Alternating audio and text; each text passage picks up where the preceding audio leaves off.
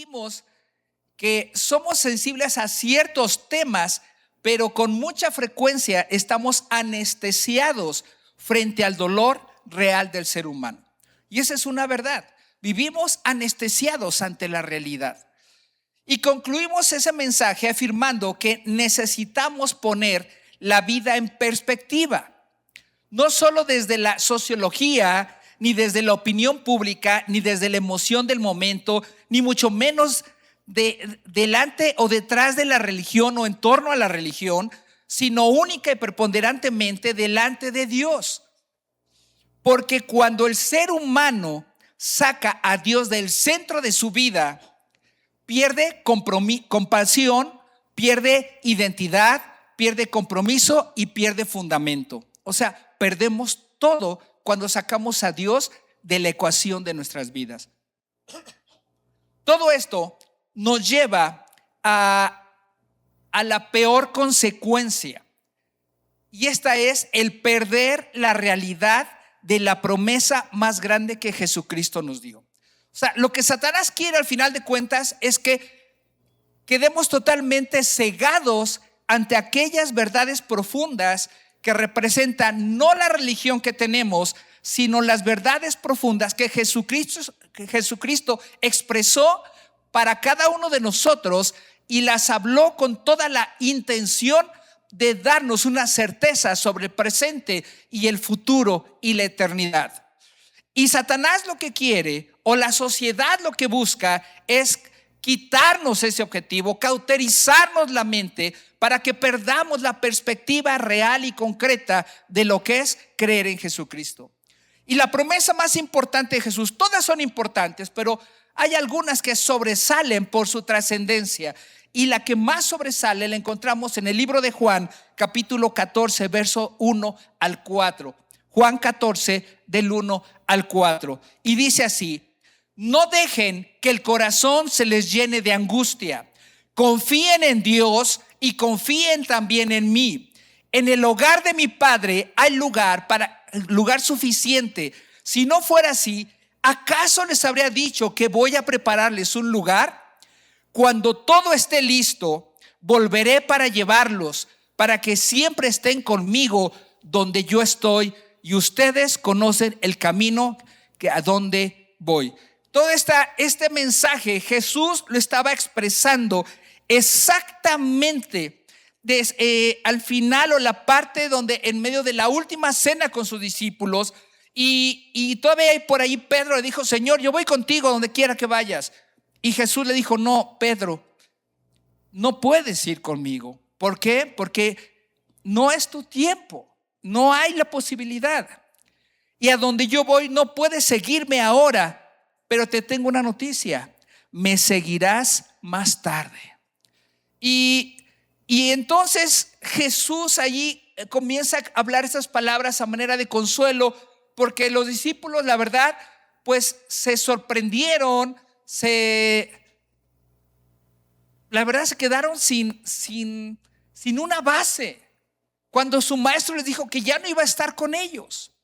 Y de alguna manera eso los puso nerviosos, y por eso Pedro le dijo estas cosas. Y Jesús tiene ahí que hablar y decirles: ¿sabes qué? No tengan miedo, no tengan miedo, ¿sí? Y hoy comenzamos a hablar acerca del cumplimiento de esta promesa, sus condiciones, sus requisitos, sus tiempos y sus detalles, y con la finalidad de poder ser una iglesia digna de su regreso.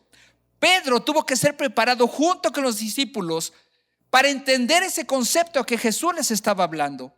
Pero nosotros ya tenemos toda la información. Ellos todavía les costó trabajo comprender y aprender lo que Jesús les estaba diciendo. Hoy día tú y yo ya tenemos la revelación a través de la Escritura.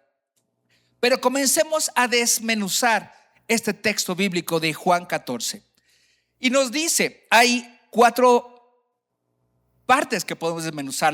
Lo primero dice: no dejen que el corazón se les llene de angustia. Luego dice: confíen en Dios y también en mí.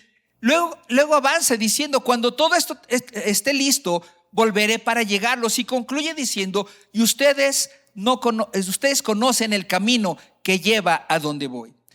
En primer lugar, Jesús no niega la realidad del dolor. O sea, es lo primero que debemos de entender. Porque muchas veces hablamos en cuanto a Dios y cuando a alguien le hablamos de Jesús, pareciera que le estamos diciendo, no sufras, o sea, no pasa nada. Con Jesús todo va a ser padre y color de rosa. Y no es cierto. La realidad más bien es que en primer lugar Jesús no niega la realidad del dolor. No lo niega. Es una realidad presente. Pero sin embargo, les exige a sus discípulos una decisión activa. Y toda la vida de fe gira en torno a las decisiones que tú y yo debemos de tomar. Decisiones para avanzar o decisiones para retroceder. Decisiones para triunfar o decisiones para fracasar. Decisiones para ganar o decisiones para perder.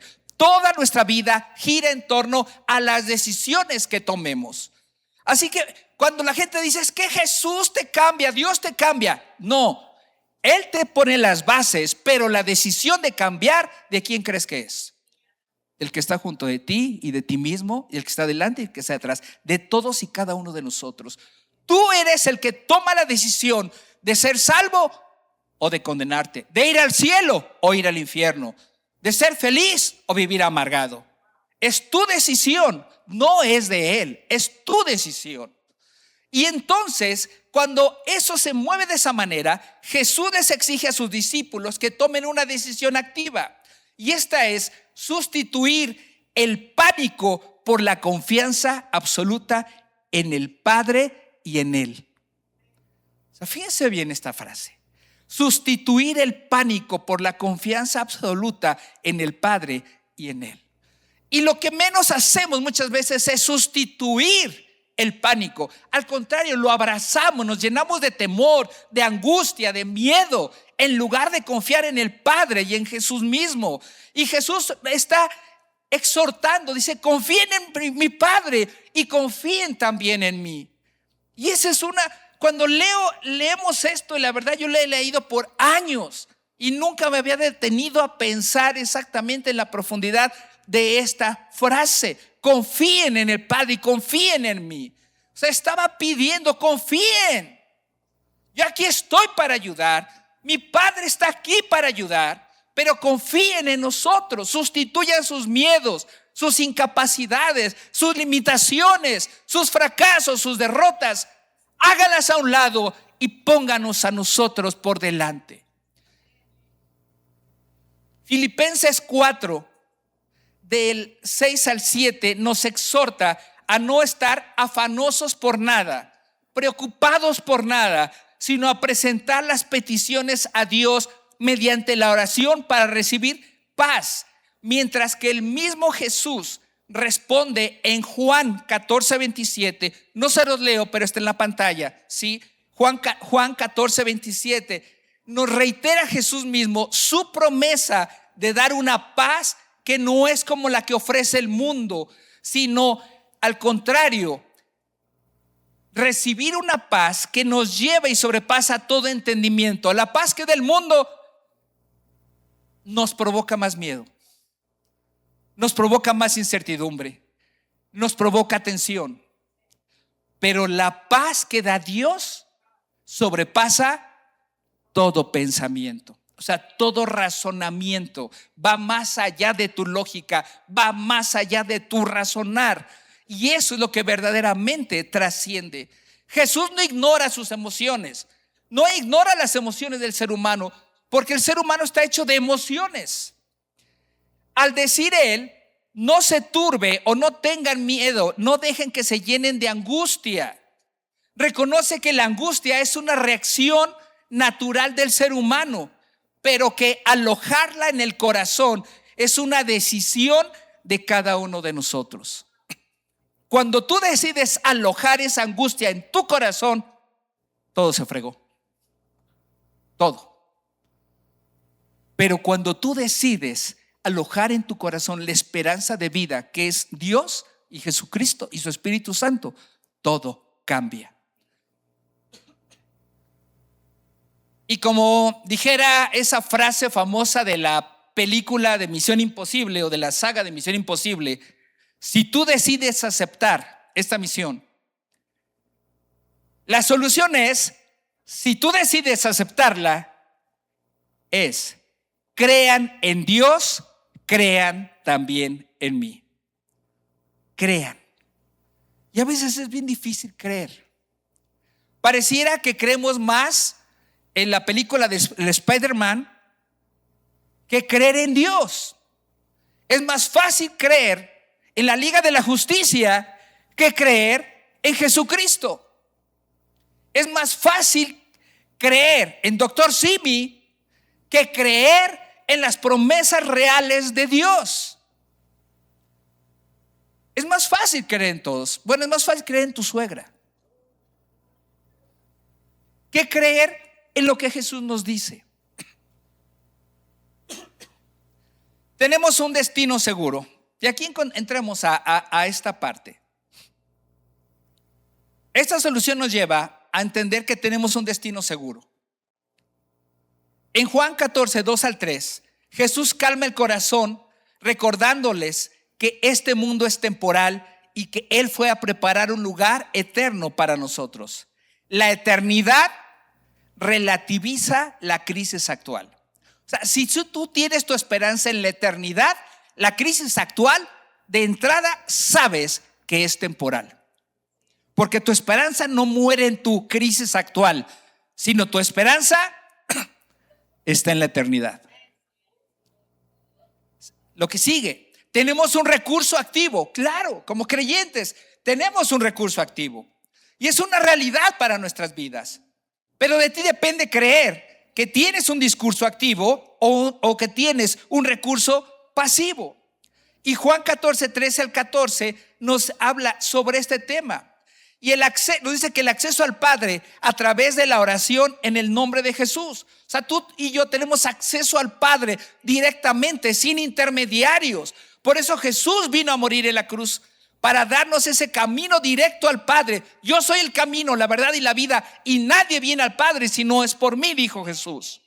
Y cuando Él habla de eso, es por eso que en la cruz del Calvario el velo del templo se rasgó en dos de arriba abajo. Y un velo no es como una cortina que ponemos en la casa, es un velo de pieles que era imposible de romper, humanamente hablando. Pesaba demasiado y era de un grosor bastante amplio, de tal manera que no había forma humana de poderlo rasgar. Pero Jesús, a través de su acto en la cruz, provocó que ese velo fuese rasgado de arriba para abajo, abriendo el acceso directo al Padre, al lugar santo, al lugar santísimo, sin intermediarios, para llegar a su gloria. Tenemos también una compañía permanente, y esa compañía es la presencia del Espíritu Santo, la presencia del Espíritu de Jesús, del Espíritu de Dios, que está todos los días con nosotros, en nosotros y por nosotros. Y cuando Él está allí actuando, Él es mi consolador, es mi ayudador, es mi sustentador, es mi consejero, es el que me anima, es el que me impulsa, el que me revela. Nunca nos quedamos huérfanos frente a la adversidad cuando el Espíritu Santo está en medio de nosotros. Y esa es una verdad absoluta, no algo relativo. Un excelente ejemplo tenemos, dale ese aplauso fuerte al Señor. Un excelente ejemplo lo tenemos en la narrativa del profeta Eliseo. El profeta Eliseo y su criado, rodeados por el ejército sirio de Dotán, donde el rey de Dotán estaba enojadísimo porque cada acto que hacía, cada estrategia militar que planeaba para conquistar al pueblo de Israel, en lo más secreto los planes que hacía, Dios le revelaba al profeta Eliseo cada uno de esos planes. El rey de Dotán estaba desesperado, llamó a sus sabios y les dijo: ¿qué pasa? ¿Quién de ustedes es el chismoso? Nadie. Y uno por ahí dijo: el problema no somos nosotros, es el profeta Eliseo. Él es el que les revela todos los planes de usted, oh rey, aun aquello que habla dentro de su propia alcoba, su propia habitación, o sea, en su intimidad. Decidió entonces matar y apresar al profeta. y mandó rodear la ciudad donde vivía el profeta. Y estando rodeada la ciudad, el sirviente del profeta salió un día temprano en la mañana y se fue de espaldas, porque vio que la ciudad estaba rodeada por los ejércitos del rey de Dotán. Dijo: Señor, ahora sí llegó nuestro fin, ya hasta aquí quedamos. Están todos listos para apresarnos. Y el profeta oró a Dios y le pidió que abriera sus ojos del sirviente. Es la siguiente, hija, por favor. El detonante de la angustia. El criado de Eliseo vio y se apanicó por lo que estaba mirando y dijo: ¡ay, Señor mío! ¿Qué haremos? La angustia vino a su corazón. Su corazón se llenó de esa angustia porque calculó el problema basándose únicamente en sus recursos humanos. Igual como tú y yo muchas veces lo hacemos. Calculamos los riesgos, calculamos las consecuencias, calculamos las limitaciones en base a lo que tú tienes o yo puedo tener. Pero sin embargo vino la respuesta del profeta. Eliseo le da exactamente la misma orden que Jesús dio a sus discípulos en el verso que leímos de Juan 14. No tengas miedo, no tengas miedo. Pero no le dice como un optimismo ciego, no lo dijo como: ay, confía en Señor, mira, ora, Dios nos va a resguardar. No, sino que por el contrario, Eliseo se basó en una realidad espiritual, porque son más los que están con nosotros que los que están con ellos. ¿Cuál es tu verdad? ¿Vives dependiendo de tus capacidades o vives dependiendo de las capacidades de Dios? El milagro de la perspectiva. Eliseo ora para que los ojos del criado sean abiertos. Al instante el joven ve que la montaña está llena de carros de fuego y ángeles protegiéndolos. El ejército enemigo no desapareció de inmediato, pero la angustia del criado se esfumó al ver el respaldo divino. Y ahora fíjense bien, el respaldo divino. El profeta Eliseo todavía le pide a Dios: Señor, pon un velo en los ojos de todo este ejército que nos está rodeando. Y Dios hizo lo que Eliseo pidió. Y salió Eliseo y guió a todo ese ejército que había venido contra él solito, los guió hasta otra ciudad y los metió dentro de la otra ciudad. Y cuando el rey de ese reino lo ve y dice: Eliseo, ¿qué hacemos? ¿Los matamos? Y Eliseo le dijo: no, porque no fue ni tu arco ni tu espada quienes los trajeron hasta aquí, fue Dios. Dales de comer, dales de beber, y una vez que hayan sido satisfechos, envíalos de regreso con su rey. Y el rey les dio un gran banquete. Dice la palabra que fue un gran banquete. Salieron súper satisfechos y lo dejaron ir. Regresaron con su rey y dice que jamás volvieron a atacar a Israel. Perdón. Hubo perdón allí. Hubo restauración, porque fue en los recursos de Dios, no en las posibilidades del hombre. Todo lo anterior nos da el sustento para lo siguiente: cuando todo esté listo, volveré para llevarlos, dijo Jesús. Un proceso que tenía que ocurrir. Y esta promesa es un paralelismo al esquema que seguía el novio judío en preparación de la boda con su respectiva novia. Y es uno de los paralelismos culturales más profundos del Nuevo Testamento. No perdamos de vista que a quienes estaba diciéndoles estas palabras eran judíos. Comprendían perfectamente bien el lenguaje y de lo que se trataba. Y eso incluye las 4 etapas del paralelismo nupcial. Y quiero que no pierdas de vista esta parte. Todo este preámbulo que te he hablado es porque estamos en medio de esa preparación. Y esas 4 etapas del paralelismo nupcial son las siguientes. Lo primero es el pacto y el precio de la novia. El novio pagaba un precio por la novia. y sellaba el compromiso con una copa de vino. ¿Cuál es nuestro sustento? Que esto lo hizo Jesús, pagó por la iglesia con su sangre y selló el nuevo pacto con la última copa de la Santa Cena, de la comunión. Luego de ahí venía la separación y la construcción. Jesús dijo: voy a la casa de mi Padre, voy a prepararles morada para que donde yo esté, ustedes también estén. El novio regresaba a la casa de su padre y construía una habitación o aposento para su nueva familia, para su novia, su esposa. No podía volver por ella hasta que su propio padre aprobara la construcción. Y es por eso que Jesús dijo: voy pues a preparar lugar para ustedes en la casa de mi Padre. Pero después también por ahí, Mateo 24, si no mal recuerdo, Jesús mismo dijo que el día y la hora del regreso de él nadie lo sabía, solamente el Padre que está en los cielos. Y esto va muy en relación con esta forma. El hijo que preparaba la habitación no podía regresar por la novia si el Padre no daba la aprobación. Así que por eso Jesús no viene, porque el Padre aún no ha dado la aprobación. El regreso. Viene el regreso sorpresa. Cuando el padre daba el visto bueno, el novio regresaba de noche y por sorpresa. Comercial, tómense un cafecito de Café Victoria.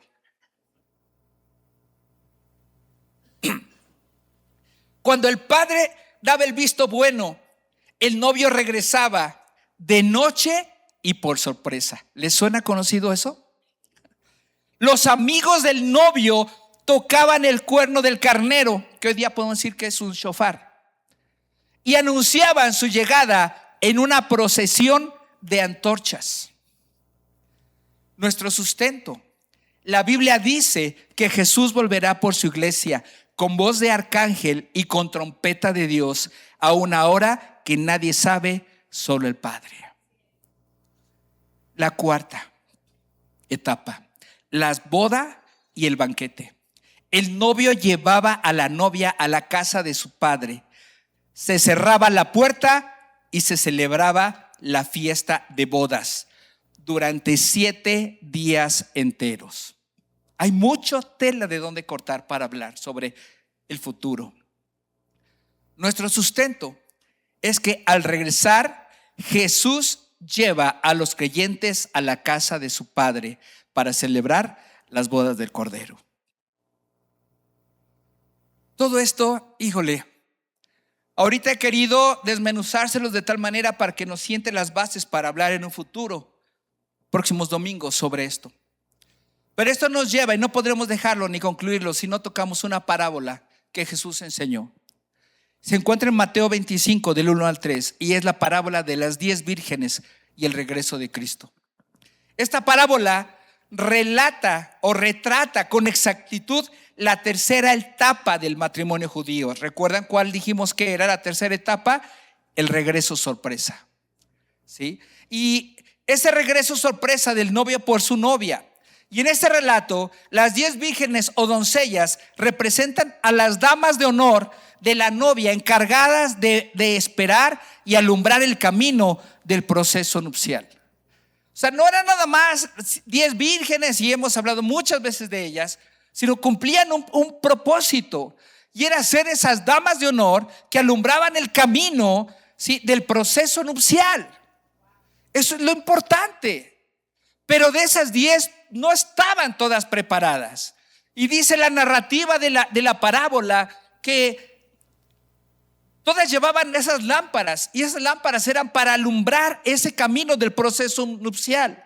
Pero solamente 5 de ellas tenían aceite suficiente para todo el cortejo, y las otras 5 tenían aceite, pero no era suficiente.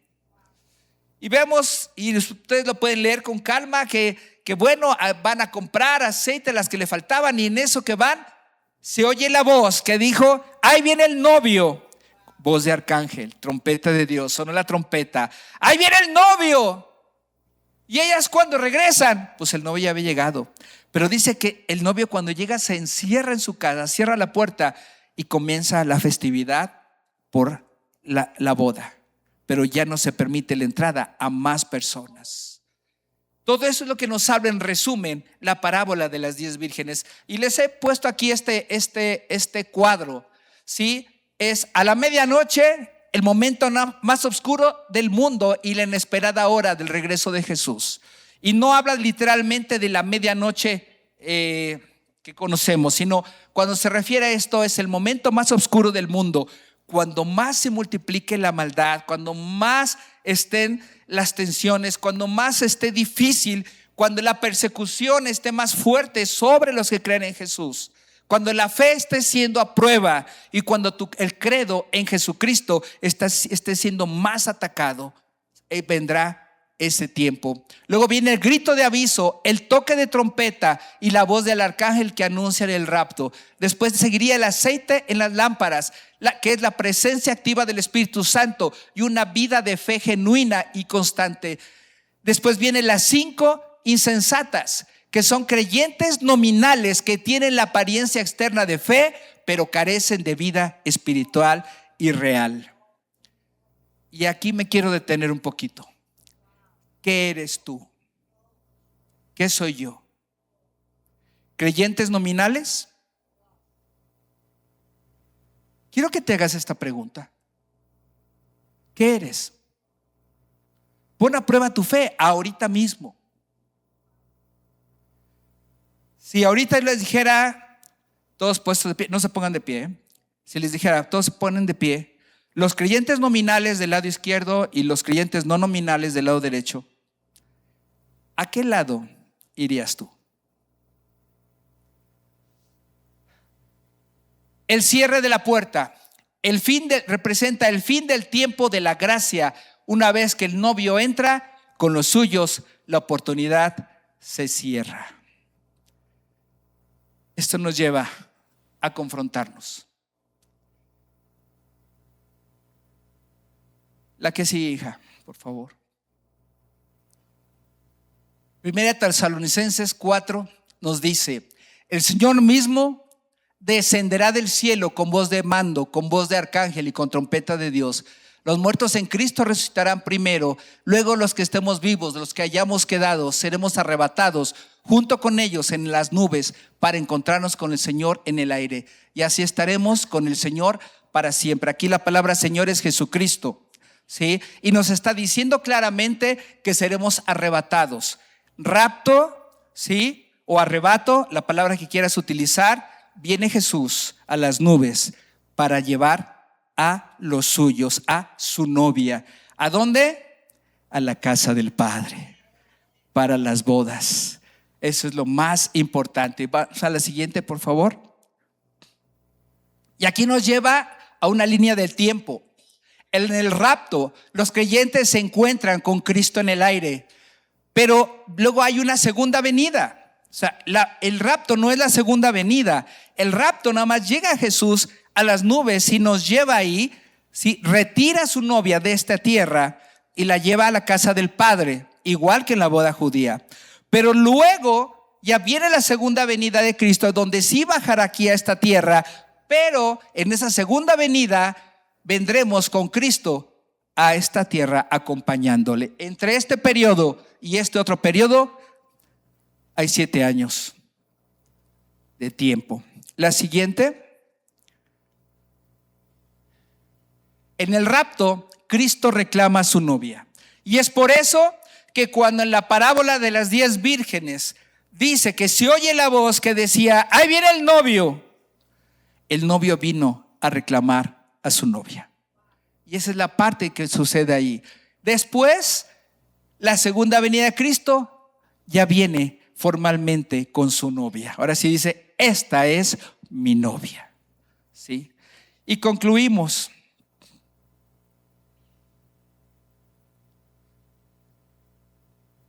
¿Hay una más? La pregunta no es solo si Cristo viene. La pregunta es si estamos viviendo como una iglesia que lo espera. Y va ligada con la pregunta que te hice. ¿Eres creyente nominal o creyente real? Hay aceite en nuestra lámpara, hay fe viva, obediencia real y un corazón despierto delante de Dios. Y esa es la pregunta que tú te tienes que hacer. Por eso hice mucho hincapié en las decisiones. ¿Qué y cuál es tu decisión? O sea, no se trata nada más de ser un simple creyente, decir, sí, pues yo tengo mi fe en Dios. No se trata nada más de tener fe en Dios. Se trata de tomar acciones. Hace 8 días vimos decisiones de quienes decidieron bautizarse. Vimos la decisión de que ellos tomaron de seguir a Cristo. Bueno, ese es el comienzo de una decisión. Pero ¿cuál va a ser tu decisión? Podrás decirme, sí, es que yo voy a un instituto bíblico, es que yo soy santo, es que yo soy puro, soy inmaculado, me pueden poner hasta una veladora si quieren, de lo santo que soy. Pero la realidad es, ¿en verdad? No mientes, no fallas, no robas, no deseas, no sé, búscale todos los negativos que quieras. ¿No eres nada de todo eso? No, pues dinos para ponerte en un nicho. Pero la realidad es que nadie de aquí somos perfectos. Nadie.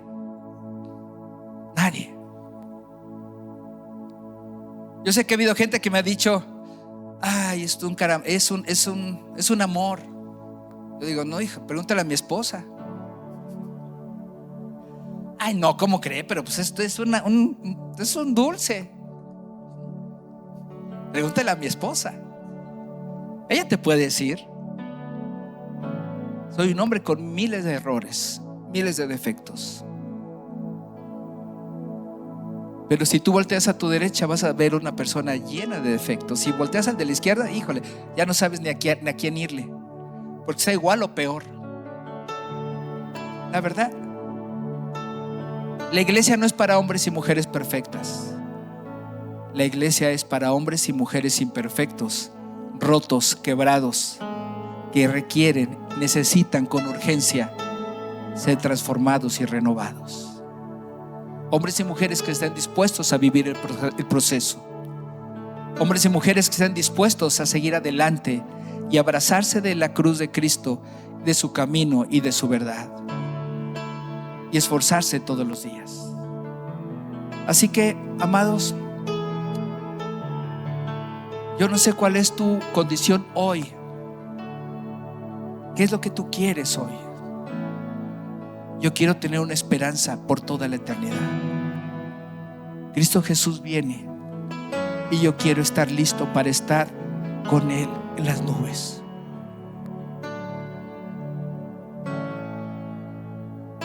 Tal vez pudiéramos poner nuestra fe en liturgias o en tradiciones, costumbres. Pero si mi fe no está sustentada en Jesucristo y en su verdad, de nada sirve todo lo que hagamos. Tú podrás decir, tengo tal o cual preparación espiritual, pero déjame decirte que si tu fe no está sustentada en Dios, de nada sirve todo lo que tengas. Así que si tú necesitas que Cristo Jesús habite en tu corazón y decides abrazarle y comprometerte con Él y caminar en Él, haciendo a un lado costumbres, rituales e ideas, ahí donde estás, ¿por qué no te pones de pie?